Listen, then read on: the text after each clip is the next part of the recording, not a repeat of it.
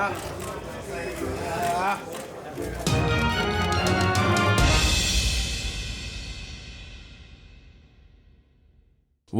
Abel Sanchez hates on his former fighter Andy Ruiz, and when asked about being the first Mexican heavyweight champion, you won't believe what Mr. Sanchez had to say. What up, Fight World? It's your boy Ego, and I'm back with some more boxing. Make sure you smash the like button. Link in the description. Let's jump right into it. Now, I've noticed this, and this is multiple interviews. Abel Sanchez seems a bit salty, and I noticed this with boxing. I want to kind of get to what was said, and then I'll get more of my thoughts. Abel Sanchez used to train Andy Ruiz. It's no secret he was training him for the first title shot that he came up short in versus Joseph Parker in New Zealand. They lost that fight, and Andy Ruiz ended up splitting from him and going to Manny Robles not too long after. So Abel Sanchez being asked about, just the heavyweight division, AJ versus Ruiz, a rematch, what he thinks. And it's funny because if you listen to the different interviews, Abel Sanchez, it sounds like he's hating on his former fighter. To me, he's saying stuff like, oh, Joshua is going to come back correct. And, the question you'll see on this interview was, how does Joshua, if you were his coach, would you advise him to do the immediate rematch?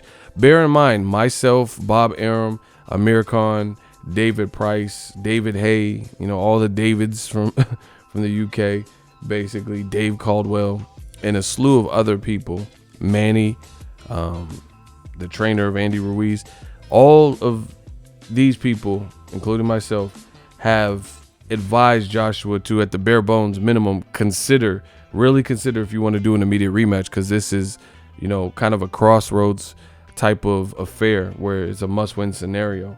And a lot of people say he shouldn't take it, just outright said that. Like Bob Arum said, it's silly, it's stupid for him to go into an immediate rematch like that. They're ruining their fighter. And there's a lot of people that feel like that, At least the gamble, the risk factor is there if he doesn't win. Now your fighter has, like Kell Brook, 2 fights where he loses 2 big fights in a row. It's not good for any fighter in the world of boxing. So keep in mind, everyone else seems to kind of be saying that in the professional world. Abel Sanchez is saying that in this interview, Anthony Joshua, he should go for an immediate rematch, and he says he should be shaken up, not just losing the belts, but he needs to get back what he lost in the process, his ego and, the profile, and it just has to refocus.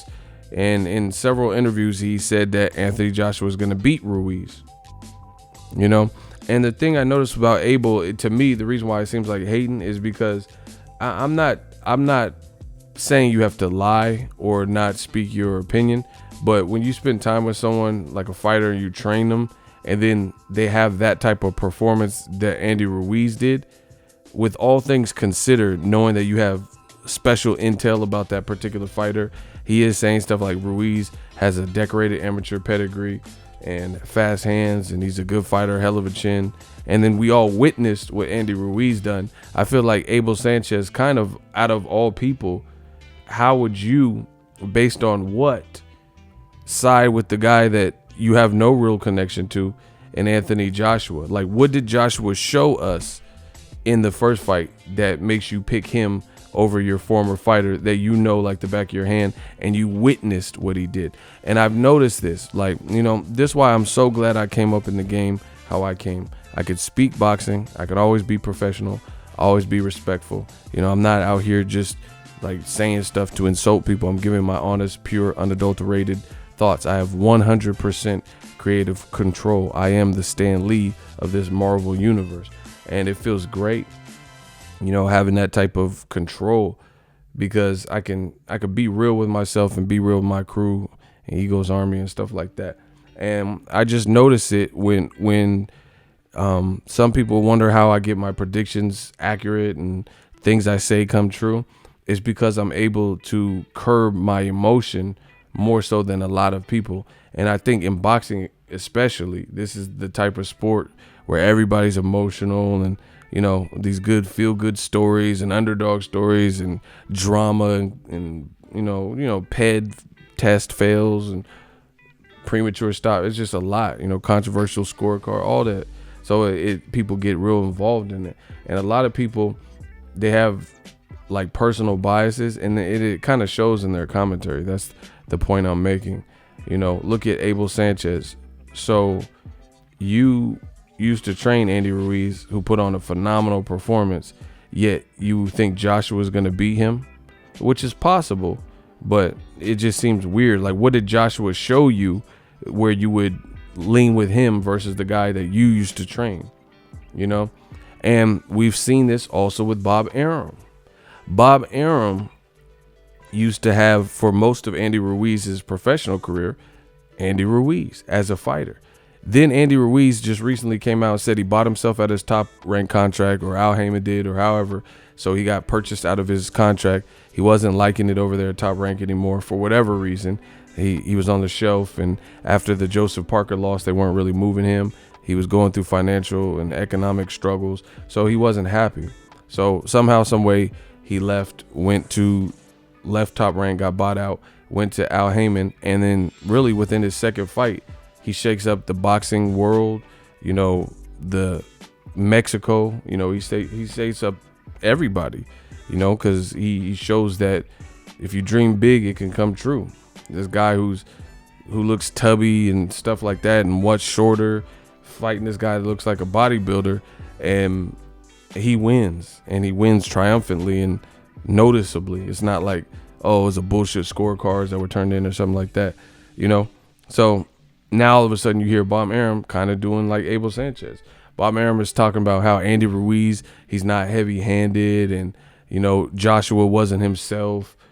It was Abel Sanchez said the same thing. Like, people are making these weird far-out excuses about Joshua was not the real Joshua. It was an imposter, just because Joshua lost. And it sounds insane, and it makes those people sound, in my opinion, bitter, and it makes them sound salty, and when you put the puzzle pieces together, it makes sense. These guys are no longer with that person who just set history. So you mean to tell me Top Rank wouldn't love to have the first ever Mexican heavyweight champion of the world that boxing in all of its history, all of its lineage has never seen? You think Top Rank wouldn't want that? Tyson Fury, and to have the first ever Mexican. Bob Arum, of all people, knows how powerful the Mexican Hispanic fan base is in boxing. He has fighters like Oscar Valdez, Gilberto Zurdo Ramirez, and what Andy Ruiz just did is monumental, not just for Mexico, but Mexican Americans, Hispanics, and just boxing. It just shows people that you could get things done if you have an insane willpower and drive to do such, So I really like what Andy Ruiz's win represents. But now, transitioning, since we're talking about Mexico and stuff, Abel Sanchez, in this interview, again, link in the description, they asked a simple question. They said, oh, what do you think about Andy Ruiz? You're Mexican. You're of Mexican descent. What do you think of Andy Ruiz becoming the first Mexican heavyweight?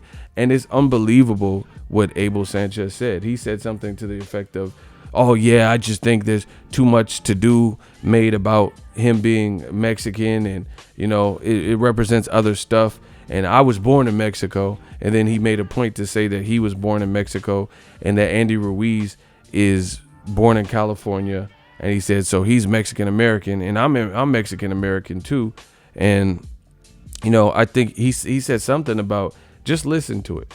He said it's something like it brings out racism, and it's around the 8 minute, just fast forward to about 8 minutes and 30 seconds. He said, talking so heavily about him being Mexican American, it brings out, the racism, and that's not what it should be about. Just listen. They had a great amateur career. He beat another man inside the ring, and he won some belts. Now, hopefully, he can take care of his family from now on. Moving away from all... Hosted by the president of Mexico. All those things are important as a Mexican, but as a boxing coach and as a boxing man, I think that too much racism comes into this. He's a fighter that won a fight. They had a great amateur career. It's proud. It's proudful. It's an accomplishment that very few have done as far as California. racism in this sport. I think the Mexican heavyweight champion. How significant is that in the sport? I think that too much is made of nationalities and racism in this sport. See, Abel said too much is made of nationalities or racism in the sport.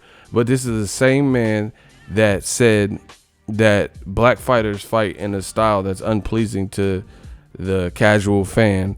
Therefore, you know, they don't sell and they're hard sells and stuff like that. But everyone should bow down and love Gennady Golovkin because he's allegedly Mexican style and he's from Kazakhstan. This is the same person, you know, that said these things and coined this whole gimmick of Mexican style. Then Triple G fired him and, you know, had to fall out over money. Now they're, you know, I'm not going to get into their shit. You guys could research it, but they had a fallout over money and he's no longer training Golovkin. Now Golovkin's saying, oh, he's not Mexican style.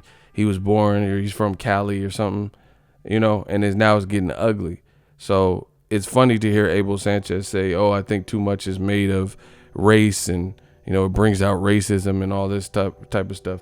Listen, Andy Ruiz did it. He set history for Mexican fighters and he set a precedence. It is what it is.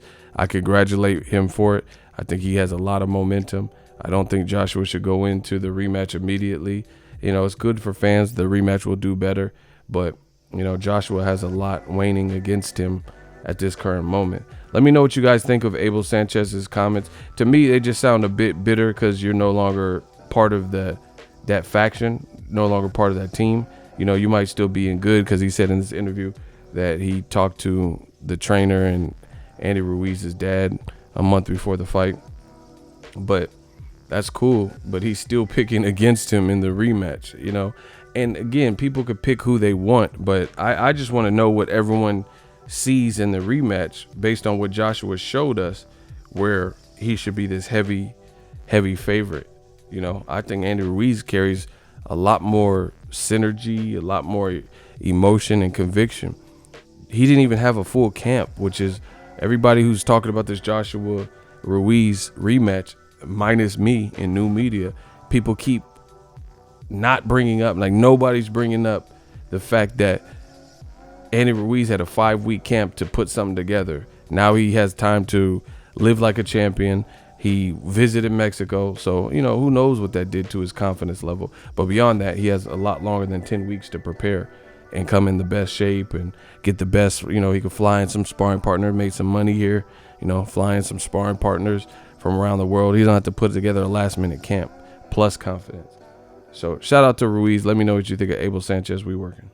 So if you enjoyed this video and want more content like this on the channel, you can show your appreciation by going to the PayPal donate button or the YouTube support button, and you can donate any amount that you feel is equivalent to the value of this video. Much more to come. Thank you guys for your support. Boxing Ego, the future of boxing.